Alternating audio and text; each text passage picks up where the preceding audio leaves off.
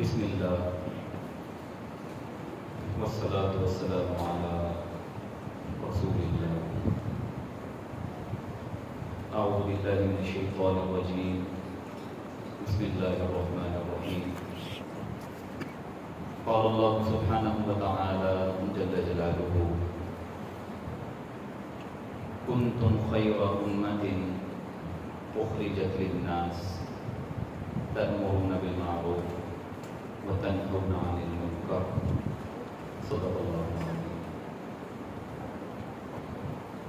عزیزان گرامی، اللہ رب العزت نے ہمیں دین جیسی ایک بہت بڑی نعمت سے نواز رکھا ہے۔ دین کو مل جانا یا دین کو حاصل کر لینا یہ سب سے بڑی کامیابی نہیں ہے، بلکہ دین کے اندر بہت ساری مداخلتیں، دین کے اندر پیدا ہونے والے شکوک و شبہات، تو اس کا ازالہ کرتے رہنا اور دین کو اسی شکل میں خالص رکھ کر بچانا جس شکل میں اللہ رب العزت نے دین ہمارے سپرد کیا تھا۔ مثال کے طور پر کسی ایک شخص نے مجھے ایک کتاب دی اور اس نے کہا کہ آپ اس کتاب کی حفاظت کیجیے۔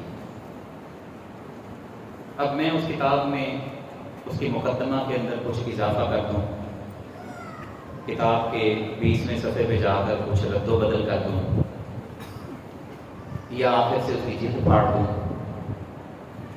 یا وہ کتاب وہ میرے ردی خانے میں پڑی ہو، تو میں نے اس کتاب کو حاصل تو کر لیا، لیکن صحیح معنوں میں اس کتاب کی حفاظت جو میری ذمہ داری تھی میں وہ نہیں کر سکا۔ بیان نہیں اسی طرح دین بھی ایک کتابی شکل میں، تعلیمات کی شکل میں، اسوہ کی شکل میں اللہ رب العزت نے ہمارے سپرد کیا ہے۔ اب ہماری یہ رسپانسبلٹی بنتی ہے بندے بندے کی، بچوں سے لے کے بڑوں تک، کہ ہم نے اس دین کی حفاظت کرنی ہے، اس کو خراب ہونے سے بچانا ہے۔ سادہ لفظ، دین کو خرابی سے ہم نے بچانا ہے، اسے روکنا ہے۔ اب میں اگر ان خرابیوں کا ذکر کرنا شروع کر دوں تو بہت لمبی ایک فہرست وہ سامنے آ جائے گی۔ آپ بھی مشاہدہ کرتے ہیں، میں بھی اسی معاشرے میں رہتا ہوں جہاں پہ چاروں مکاتب فکر ہیں، مختلف نظریات کے لوگ ہیں، پھر سندھی، بلوچی، پنجابی کی تقسیم بھی ہے، اور پھر علاقائی تقسیم بھی ہے، کوئی فیصل آبادی ہے، کوئی لاہوری ہے، کوئی سمندری سے ہے، کوئی فلاں سے ہے، کوئی فلاں سے ہے، اور نظریات بھی مختلف ہیں۔ تو خرابیاں یہ میرا موضوع بحث نہیں ہے کہ میں اسلام میں پیدا ہونے والی خرابیوں کا تذکرہ کروں، کیونکہ اگر میں خرابیوں کا ذکر کرتا ہوں تو وہ پہلے سے آپ جانتے ہیں۔ حل یہ ہے کہ خرابیوں کی روک تھام کے لیے کوئی بیسک طریقہ، ایسا آئیڈیل انداز اور طریقہ اختیار کیا جائے کہ دین میں داخل ہونے والی خرابیوں کو سرے سے اس کا کلا کما کیا جائے، اس کو جڑ سے پکڑ کے بندہ پھینک دے۔ تو دین اسلام میں بہترین اس کا حل کیسے ہم اس کی حفاظت کر سکتے ہیں؟ اقامت دین دعوت اور تبلیغ کے ذریعے سے ہی محفوظ رہ سکتی ہے۔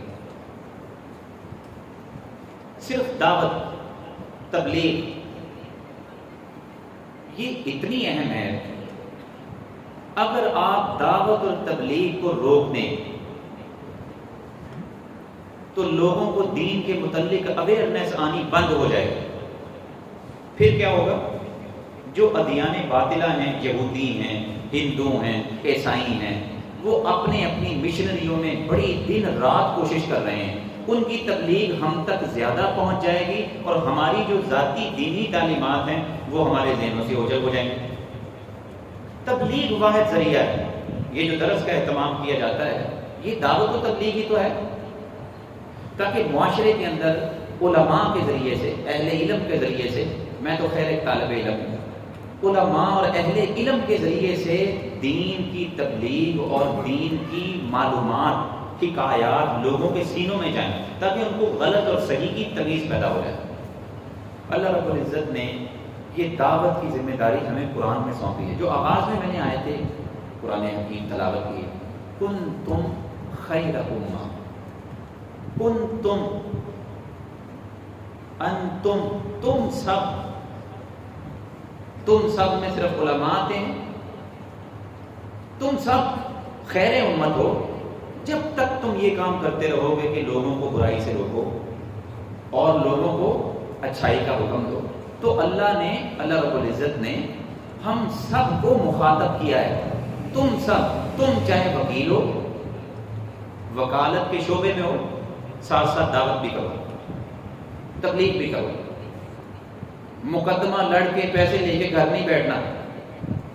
تم ڈاکٹر ہو، تم نے میڈیکل کیا ہوا ہے، تم نے میڈیسن بھی دینی ہے، مریضوں کا چیک اپ بھی کرنا ہے، ان کی ٹریٹمنٹ کرنی ہے، ساتھ ساتھ تبلیغ بھی کرو۔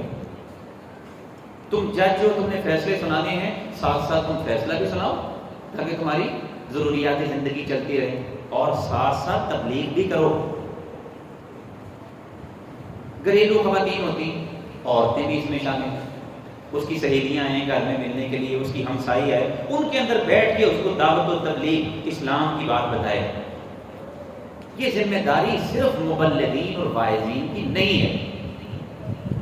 جب یہ ہم نے تقسیم کی کہ اللہ رب العزت نے ہم سب کو کہا تم سب تبلیغ کرو، ہم سب نے چھوڑ دی، ہم نے کہا مولوی لگے، ملا لگا ہے لگا رہنے دو، مدرسے نے چندہ نہیں لیتے، ڈونیشن نہیں اکٹھی کرتے، کریں، میں کیوں کروں، میں نے تو پیسے دے دیے، بس میری ذمہ داری ختم۔ اگر میں صاحب ثروت ہوں، میں تاجر ہوں، میں نے پیسے دے، میں نے 1.5 لاکھ روپیہ دیے، یہ لو مسجد کی تعمیر کر لو، میں نے 2 لاکھ روپیہ دے دیا، اب میں بری ذمہ ہوں؟ نہیں، مجھے اللہ نے صلاحیت دی، میں نے پیسے بھی خرچ کرنے ہیں اور ساتھ ساتھ تبلیغ سے جان نہیں چھوٹے، ساروں نے مل کے تبلیغ کرنی ہے، ساتھ ساتھ اپنی پیٹ پالنے کے لیے کام بھی کرنا ہے۔ یہ نہیں کہ ساری امت ہی تبلیغ کی طرف لگ جائے تو کام کون کرے گا؟ گھر کیسے تعمیر ہوں گے؟ مزدور اگر تبلیغ کا کام ہی کرتا رہے، چلے کاٹے، وہ 40 دن کے لیے چلا جائے، اور ساتھ یہ کوئی اسلام کی شکل نہیں رہے۔ اسلام 2 چیزیں چاہتا ہے، اپنی ضروریات زندگی پوری کرنے کے لیے کام بھی کرو اور اپنے شعبے میں رہتے ہوئے تبلیغ دین بھی کرو۔ تم سے اس بارے میں مسئولیت ہوگی، تم سے پوچھا جائے گا کہ بھائی تم نے کیوں نہیں تبلیغ کی۔ اب ایک عمومی سا ہلکا سا جائزہ لیتے ہیں کہ ہمارے معاشرے کے اندر تبلیغ کی صورتحال کیا ہے۔ کالجز، یونیورسٹیوں کے اندر پڑھنے والے اسٹوڈنٹس وہ سیاست اور پولیٹیشنز کو سپورٹ کرنے کے پیچھے لگے ہوئے ہیں۔ تبلیغ سے گئے، ایک کہتا ہے پی ٹی آئی اچھی ہے، دوسرا کہتا ہے نون لیگ اچھی ہے، کوئی کہتا ہے کاف لیگ اچھی ہے، نوجوان نسل کے پیچھے بھاگ رہی ہے۔ ان کے لیڈر یہ ہیں، کوئی اکا دکا ہوگا۔ مدارس کے اندر پڑھنے والے بچے وہ جب فارغ التحصیل ہوتے ہیں، مدرسے میں پڑھنے کے بعد بعض اوقات ضروریات اور مہنگائی سے وہ اتنا تنگ آ جاتے ہیں، وہ بچے کیا سوچتے ہیں، اب مجھے کاروبار کرنا چاہیے۔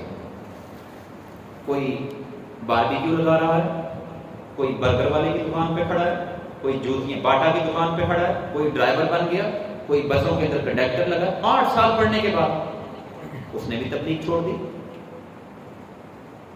اور جو بہت اچھے طریقے سے پڑھے لکھے ہونہار طلبہ، وہ کہتے ہیں میں نے مسجد میں ملا بن کے بیٹھنا، میں آگے نکلوں، دنیا کی دوڑ، میں کسی یونیورسٹی میں پڑھاؤں، لوگ مجھے پروفیسر کہیں، میں مسجد میں مولوی مجھے کہیں، اس میں تو میری توہین ہے۔ مدرسے کے بچے بھی تبلیغ دین سے بھاگ رہے ہیں۔ کالجز کے لوگوں سے کیا ہم امید اور توقع لگائیں؟ مدرسے کے بچے بھی کاروبار میں بھاگ رہے ہیں۔ کرنا چاہیے کاروبار، کیجئے، لیکن سارا توجہ اور ساری کانسنٹریشن آپ کی کاروبار پہ رہے اور پیچھے تبلیغ دین جو پڑھا ہے وہ غلط ہو جائے۔ یہ معصوم چہرے امت اسلامیہ کو کون اسلام بتائے گا؟ تیسرے نمبر پہ علماء۔ میں تبصرہ نہیں کر رہا، میں دلی دکھڑے کا اظہار کرنے لگا ہوں۔ علماء میں بھی اب 2 قسمیں آ گئی ہیں، غریبوں کے علماء، امیروں کے علماء. ایک بہت فیمس بندہ ہے، آپ اس کو چھوٹی سی مسجد کے اندر دعوت دیتے ہیں، جی 50 بندے بیٹھے ہوں گے، آپ نے وہاں تبلیغ دین دے دی. وہ کہے گا میں کیوں وہاں جاؤں، میں اتنا مشہور آدمی، میرے پیچھے لاکھوں کا مجمع آتا ہے، 50 بندوں کے لیے میں وقت ضائع کروں، ساتھ تو میری ڈیمانڈ کے مطابق پیسے نہیں دیتے. مان اللہ من ذالک. امیروں کے علماء امیروں کے پاس، غریبوں کے علماء غریبوں کے پاس. بک گئے. اب جب ایک فیمس بندہ چھوٹی مسجد میں نہیں جا رہا، تبلیغ گئی، اس نے تبلیغ چھوڑی، اس نے دعوت کے اندر کچھ ڈنڈی ماری، وہ لوگ محروم کیے جو ایک چھوٹی سی مسجد میں بیٹھے ہوئے تھے. پروفیسر ان سے تبلیغ کی کیا امید رکھیں؟ وہ کہتے ہیں اگر ہم نے تبلیغ کی، لوگ کہیں گے یہ بھی مولوی ہو گیا، میرے لیکچر کون سنے گا، مجھے کالج سے کہیں نکالنا ہے. وہ بھی کنارہ کشی کر رہے ہیں. اعلیٰ حاصل قیاس خلاصہ یہ ایک عمومی جائزہ تھا ہماری سوسائٹی کے اندر، تبلیغ ہمارے طبقوں میں جاری ہے یا نہیں. آپ کے سامنے تبلیغ متاثر ہے، جنہوں نے تبلیغ کرنی تھی وہ اسے بھاگ رہے ہیں. اس وقت دنیاوی جتنی پریشانیاں ہیں اس کا حل قرآن اور حدیث کے اندر تھا، اور قرآن اور حدیث کی تبلیغ کرنے والے لوگ دعوت کے میدان میں آ ہی نہیں رہے، کنارہ کشی اختیار کر رہے ہیں. تو پھر وہ دنیاوی مشکلات اور پریشانیاں کون حل کرے گا؟ میرے اندر طاقت ہے میں طوفان کو روک سکوں. امریکہ نے بند باندھے، سونامی آیا، انہوں نے بند باندھے، اللہ نے پانی کے اندر اتنی قوت پیدا کر دی، لوہے کی دیواریں پاش پاش ہو گئی. اللہ کا کون مقابلہ کرے؟ بحیثیت انسان میرے اندر تو طاقت اور قوت نہیں ہے، میں آنے والے کرائسس، آنے والی مشکلات، مشاکل کا مقابلہ نہیں کر سکتا. مجھے مذہب سے پوچھنا ہے، اسلام سے پوچھنا ہے، اور اس کے مبلغین سے پوچھنا ہے کہ اب یہ جو مشکل چل رہی ہے مجھے بتاؤ صحیح کیا طریقہ کار میں اختیار کروں. تو تبلیغ دین کی ذمہ داری اللہ نے سب کے اوپر ڈالی. فرمایا کنتم خیر امت، تم سب اس میں ملوث ہو، تبلیغ دین کرو. اور جب علماء نے سستی اختیار کی تو کیا ہوا؟ جاہل ممبروں کے اوپر بیٹھ گئے. بڑے بڑے علم کے سمندر میں جانتا ہوں ان کو، ایک بھی ان کے مرحلے میں کتنے لوگ بیٹھتے ہیں؟ ان کے شاگرد 10 بار، ان کو کوئی جانتا ہی نہیں. علم کے سمندر. اور سوشل میڈیا کے اوپر فیس بک کی مفتی، فیس بک کی مولوی، جاہل، وہ ممبروں کے اوپر بیٹھے ہیں اور لوگوں کی غلط رہنمائی کر رہے ہیں. جب کوئی سچا عالم تبلیغ دین میں لالچی بن جائے اور اس میں سستی اختیار کرے، پھر اس کی جگہ پہ جاہل لوگ آ کے بیٹھ جاتے ہیں. جہلم کی بھی ایک شخصیت آپ کے سامنے ہے. ایک بندہ انجینئر ہے، اس نے ساری زندگی ایک فن میں مہارت حاصل کی ہے، اس کو نہیں پتا، بے مرشدہ، بے استادہ، اس کا کوئی استاد نہیں جس نے اس کو بتایا ہو کہ بیٹا یہ صحیح ہے یہ غلط ہے. ایسا شخص ممبر کے اوپر بیٹھتا ہے اور اس کے فالوور کی تعداد دن بدن بڑھتی رہتی ہے اور وہ لوگوں کو گمراہ کر رہا ہے، اور لوگ بیٹھے اس کی گفتگو سن رہے ہیں. یہ کیوں ہوا؟ چونکہ اکابرین، سچے اور کھرے علم کے سمندر، انہوں نے غفلت اختیار کرنا تھا، پیچھے ہٹنا شروع ہو گیا، تبلیغ سے کنارہ کشی. اس لیے دین کی محافظت، دین کی حفاظت، یہ ہماری سب سے بڑی ذمہ داری ہے. اور دین کیسے بچ سکتا ہے اس کا میں نے ایک حل بتایا آپ کو تبلیغ دین کے ساتھ. ہر بندہ اپنے اپنی سطح پہ، اپنے اپنے ڈپارٹمنٹ کے اندر بیٹھ کے اپنے کام کو بھی کرے، لیکن اس کے ساتھ ساتھ تبلیغ دین بھی کرے. لیکن اس وقت دین اور دنیا کی تقسیم کر دی گئی. صحافت اور وہ پڑھا لکھا ماڈرن ویل ایجوکیٹڈ طبقہ، وہ مولوی کا نام سن کے اس سے کوسوں دور بھاگتے ہیں. مولوی، ملا، اللہ ہو اللہ ہو اللہ ہو، یہ کیا؟ ہمیں پڑھنے ہی نہیں دیتے، ہمیں ترقی نہیں کرنے دیتے. وہ دیکھو یورپ ترقی کر گیا، وہ دیکھو چائنا ترقی کر گیا، وہ دیکھو فلاں ملک ترقی کر گیا، ہم پیچھے رہ گئے کیونکہ ہمارے یہاں ملا ہیں اور ملا ہمیں آگے بڑھنے ہی نہیں دیتے. یہ ان کا ذہن ہے. اس قسم کے کلچر کے اندر اللہ رب العزت نے قرآن حکیم ہر دور کے لحاظ سے ہمارے لیے تعلیمات مہیا کرتا ہے. کیا فرمایا؟ کنتم خیر امت اخرجت للناس تأمرون بالمعروف. اس وقت تک خیر امت رہو گے جب تک تم دعوت و تبلیغ کا کام کرتے رہو. تو یہ دعوت کا کام کبھی نہیں چھوڑنا، پوری زندگی کرتے رہنا. چاہے آپ طالب علم ہیں، دعوت ضروری ہے. چاہے گھریلو عورتیں ہیں، دعوت ضروری ہے. چاہے بچہ ہے، اپنے ساتھیوں کے اندر بیٹھ کے دعوت دے. اگر کوئی مدرس ہے پھر بھی دعوت دے. اگر کوئی غیر مدرس ہے پھر بھی دعوت دے. کوئی وکیل ہے پھر بھی دعوت دے. کوئی انجینئر ہے پھر بھی دعوت دے. سارے لوگ دعوت دیں. معاشرے کے اندر آنے والے مسائل اور بیماریاں اور دین کے اوپر ہونے والے تبصرے وہ خود بخود ختم ہو جائیں. دوسری اہم چیز،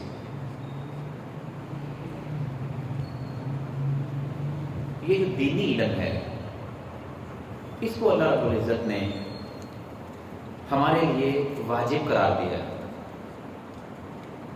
اور مال خرچ کرنے سے ختم ہو جاتا ہے. لیکن یہ جو علم اللہ رب العزت نے عطا کیا ہے اس کے اندر دن بدن اضافہ ہی ہوتا رہتا ہے. اور مرنے کے بعد، موت کے بعد بھی انسان کو علم نافع کام آتا ہے. رسول اکرم صلی اللہ علیہ وسلم نے فرمایا جب انسان اذا مات الانسان انقطع عملہ، جب بندہ فوت ہو جاتا ہے اس کے سارے اعمال اس سے منقطع ہو جاتے ہیں. الا ثلاثۃ، مگر تین کام اس سے منقطع نہیں ہوتے.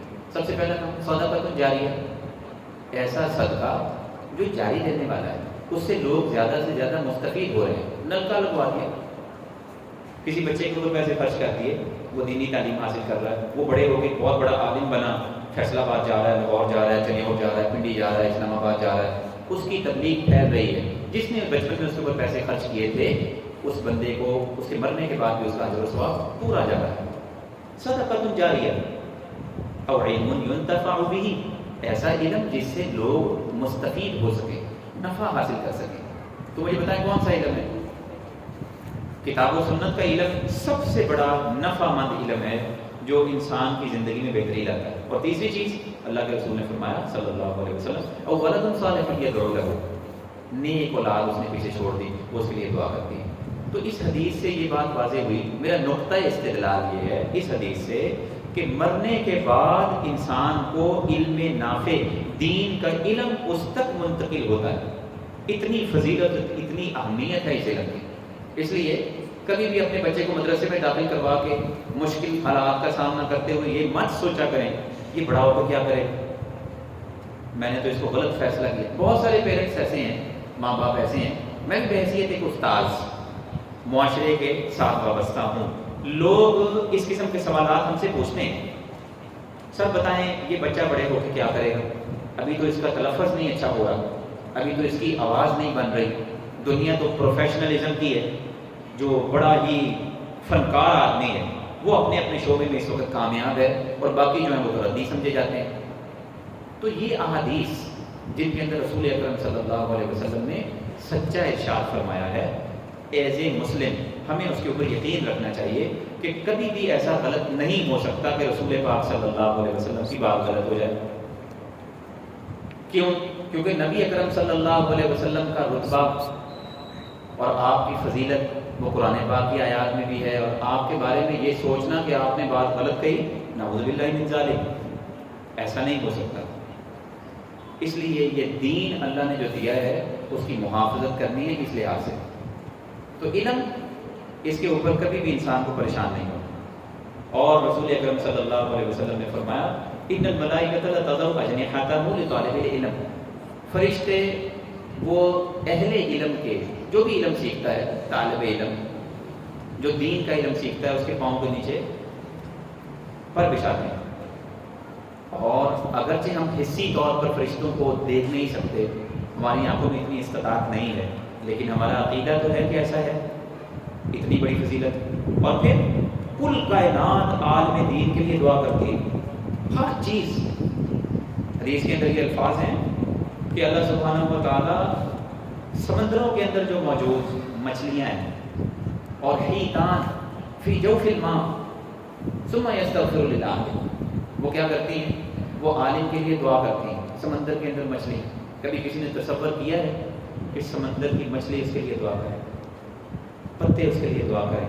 چیونٹیاں اس کے لیے دعا کریں اور یہ دعا کریں یا اللہ اس شخص کو اس کی بخشش فرما، اس کی بخشش فرما۔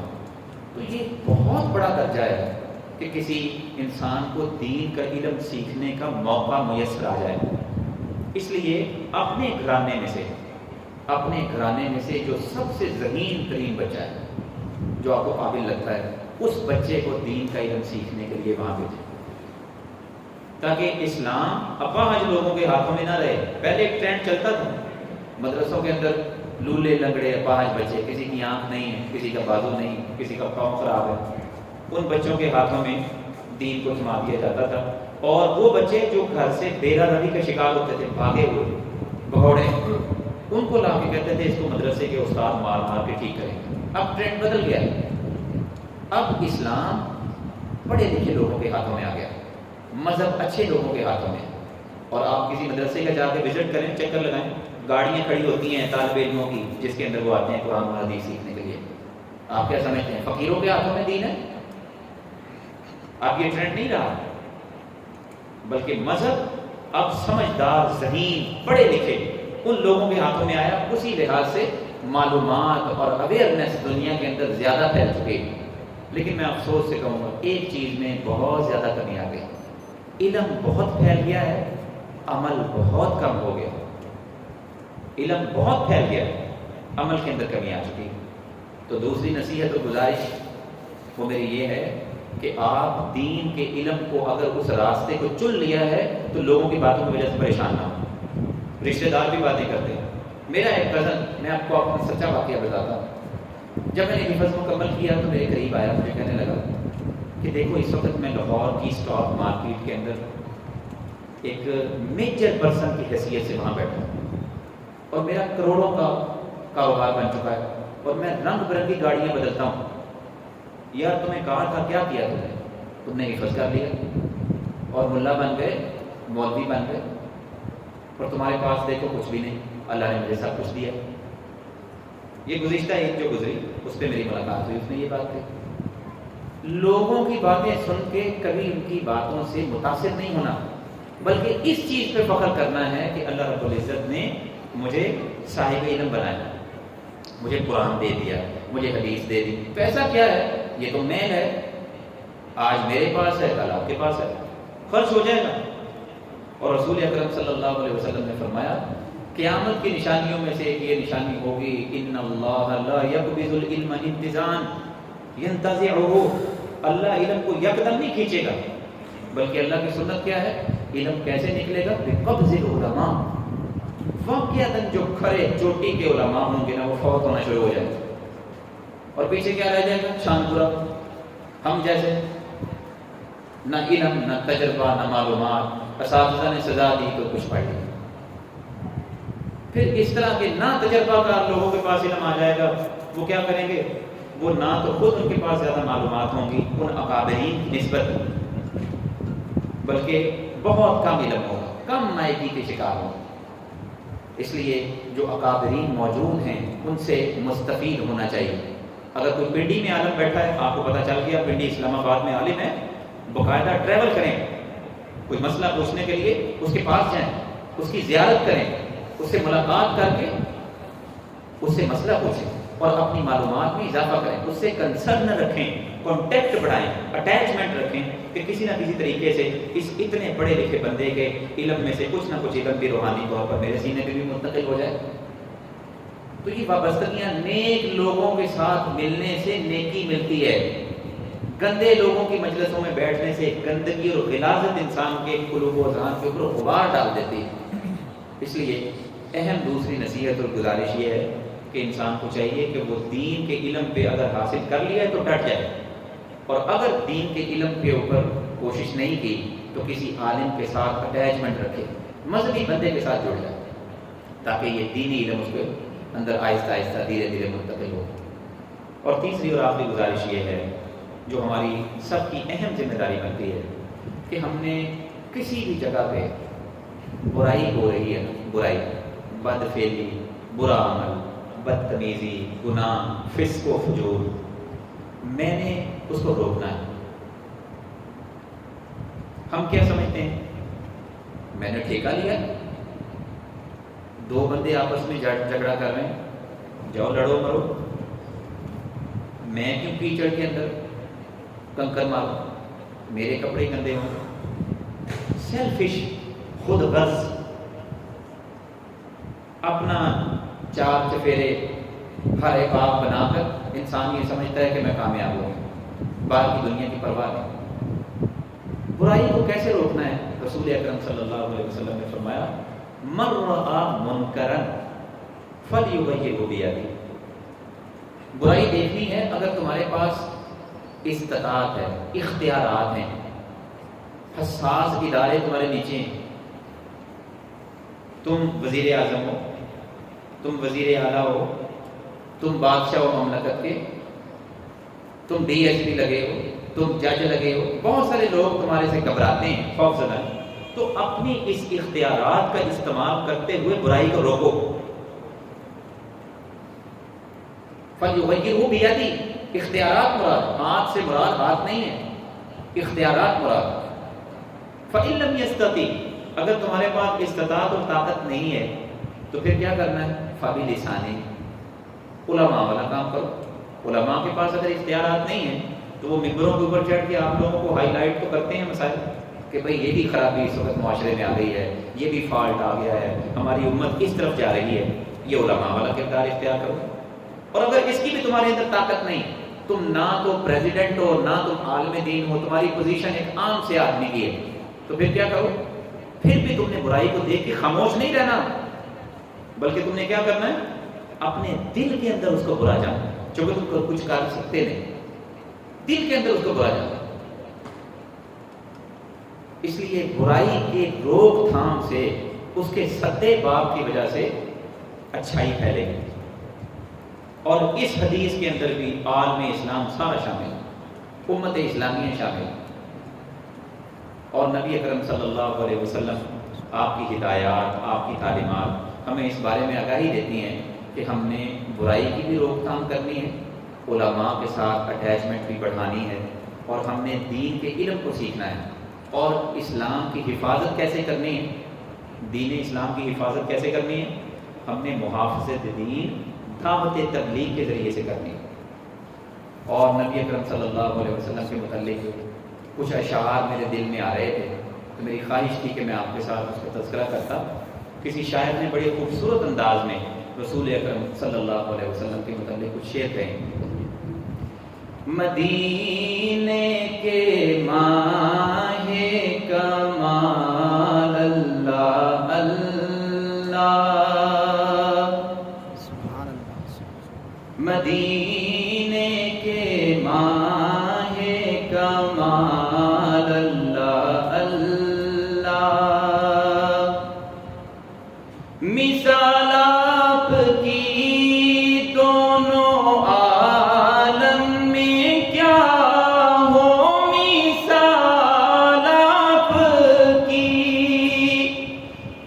مثال آپ کی دونوں عالم میں کیا ہو، کہ ہر بات ہے بے مثال اللہ اللہ۔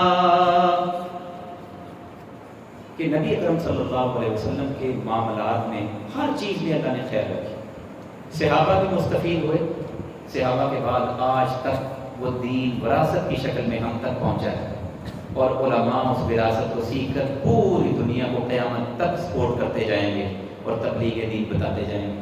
تو عزیزان گرامی، یہ چند گزارشات ہیں جو خالصتاً کتاب و سنت کی روشنی میں دعا گو ہیں۔ اللہ رب العزت ہمیں ان کے مطابق عمل کرنے کی توفیق عطا فرمائے، ہمارے مسائل کو حل فرما دے، ہماری پریشانیاں دور فرما دے، جتنے بیمار احباب ہیں اللہ ان سب کو شفا کاملہ عاجلہ نصیب فرمائے، اور جو لوگ دین کے ساتھ وابستہ ہیں اللہ ان کی مشاکل کو کم فرمائے، اور اس وقت جو پاکستان کی اندرونی صورتحال ہے اللہ اس کے اندر خیر پیدا فرمائے، وہ لوگ جن کے اندر شر ہے اللہ اس کو خیر میں منتقل فرما دے، حرمین شریفین کی حفاظت فرمائے۔ عالمی طور پر بہت بڑے بڑے جھنڈے تیار کیے جا رہے ہیں اسلام کے خلاف، اللہ رب العزت ان فاسدین کا انجام برا فرمائے، یا اللہ ان کو ہدایت نصیب فرمائے، اللہ جو مدارس ہیں ان کو آباد فرما، یا اللہ جو مدرسین ہیں جو دین کی تبلیغ کر رہے ہیں یا اللہ پاک ان کی حفاظت فرما، یا اللہ مراکز اسلام کی حفاظت فرما، یا اللہ مسجدوں کو آباد فرما، یا اللہ بیماریوں میں شفا یابی پیدا فرما، یا اللہ پریشانیاں دور فرما، آسانیوں والے معاملات فرما، دنیا آخرت کی بھلائیاں نصیب فرما، اور مدارس کے اندر جو سیاسیات پیدا ہو گئی ہیں، جو ہمارے معاملات کے اندر الجھان اور غلط چیزیں داخل ہو گئی ہیں، یا اللہ پاک اس کے اندر بھی آسانی پیدا فرما اور ہمارے قلوب و اذہان کو معطل فرما۔ اقول قولی ھذا استغفر اللہ لی ولکم ولسائر المسلمین واستغفروہ انہ هو الغفور الرحیم، وآخر دعوانا ان الحمد للہ رب العالمین۔